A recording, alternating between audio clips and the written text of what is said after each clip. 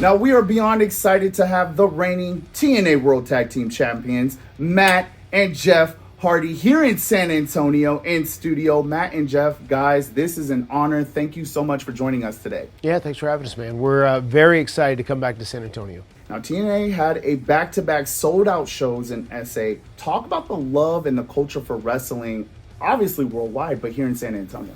Oh man, last year when we were in San Antonio, it was a crazy amount of genuine love and support from the die-hardy fans. I mean, they showed up big time for us, and I think the meet and greet after the show was actually longer than the wrestling show. Yeah, we did a pay-per-view, and the pay-per-view was 2 hours and 2 hours and 53 minutes long, and our meet and greet was 3 hours and 22 minutes long. So it was pretty intense, and that was after the show as well. So San Antonio was showing a lot of love for the Hardys, and we appreciate it.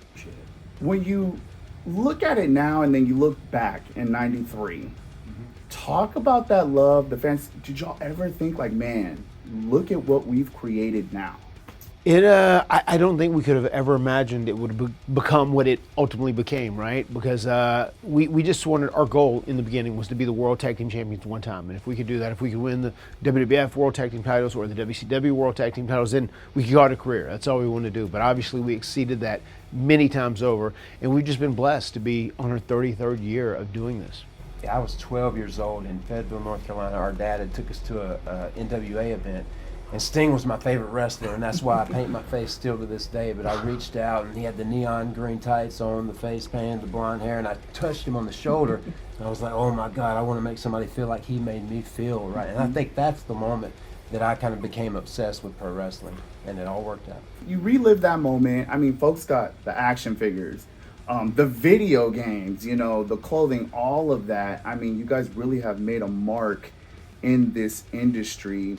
How do you guys push yourselves to remain at the top of your game physically and mentally, and just, you know, as you're traveling different cities and different matches?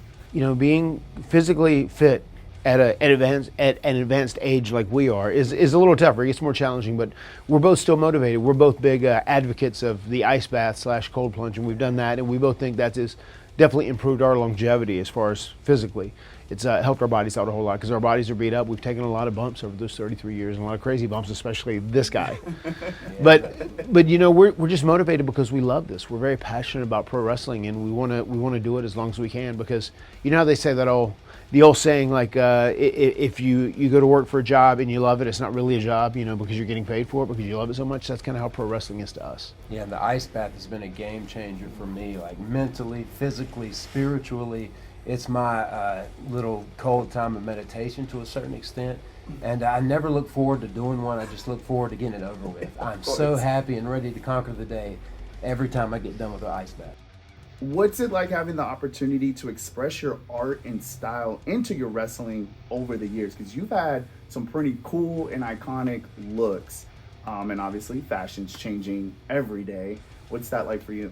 Oh man, the face paint is my go-to. Like my last run in TNA is when I started painting eyes on my eyelids, and I was like, oh my God, this is my thing. You know, Steve Austin had the middle finger and drinking beers, and The Rock was just amazing with his charisma on the mic and all that stuff. And John Cena was just great, but like, this is my thing, my face paint. I took it to another level at that point in my career, and still to this day, I always have these images that, okay, can I bring this to life on my face tonight?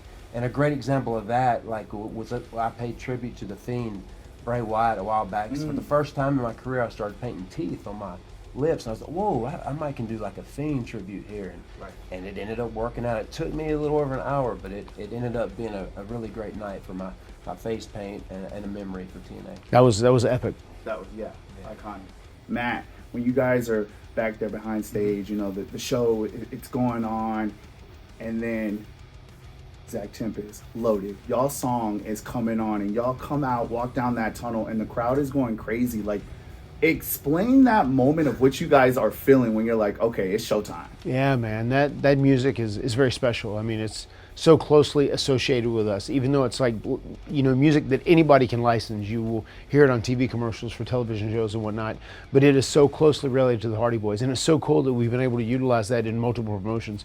And whenever that plays now in TNA, it reminds people of the OG rise of the Hardy Boys, you know what I mean? So it's really exciting. That song, it gets you going every single time. It gets us going every single time. growing up, you played baseball and football. What sparked your interest to jump into wrestling and being like, okay, I found my lane? I think what ultimately made me a huge fan of wrestling was the WrestleMania 4 World Title Tournament, and Macho Man won. I was a big fan of Macho Man, and we kind of were betting who's going to win, and Macho Man was the guy that we were hoping would win the title in WrestleMania 4, and he did win the title, and from that day on, we never missed wrestling. We watched it every single week, and we became obsessed with it. We wanted to be one of these larger-than-life, living, breathing superheroes. Do y'all's kids like look back at the tapes and they're like, you used to do that? You used to jump off of that? You did that? Like, do you guys kind of have those moments where you sit and you're like, yeah, that was Dad, that was me? Yeah, we do, and especially when we hear it all the time. Like you were my childhood, man. Yeah. You know, I broke so much furniture and jumped off my bunk bed and broke my arm. You know, because of watching you on TV. You know, they said don't try this at home, but that's the first thing we did. We tried it at home. And a lot of people say like, you gave us an awesome childhood, thank you. And I'll say that because they got in trouble over it. I'll say, well, you're welcome. Yes, thank you. And I'm sorry. Yes, thank you. No, Yeah. yeah. And I always go, oh, that's great, man, but did you do this before you jumped? And they go, yes, I did that. So, yeah, and now I think my daughters are pretty much, oh, my God, why are you still doing this, Dad? Do you have to do this? But it's just, we're so blessed to be exactly where we are right now in the world of pro wrestling. Now, this event, Thursday, January 23rd and Friday, January 24th, what can fans expect? The Hardy Boys are here, the team, TNA. Y'all are going to put on a show. Yeah, man, it's going to be great. TNA is red hot right now, and they're on a massive hot streak. We had a ton of sold-out shows over the course of the last 6 months. You know, we were here in San Antonio, we were sold out, and I would imagine these TV tapings are going to sell out as well, so get your tickets ASAP. It's going to be a great night of wrestling.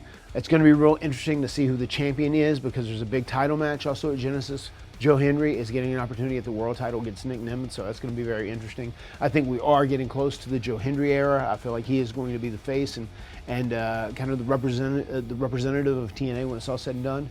But we're looking forward to it, man. It's going to be a live Impact, which is going to be special. We're kicking off 2025 right here in San Antonio. Cannot wait to see you guys there. Guys, the reigning TNA World Tag Team Champions, Matt and Jeff Hardy, thank you. It's an honor to have you here. And for more information on TNA Wrestling Presents Impact, now the event is January 23rd and January 24th at the Boeing Center at Techport in San Antonio. You can get your tickets at TNAWrestling.com.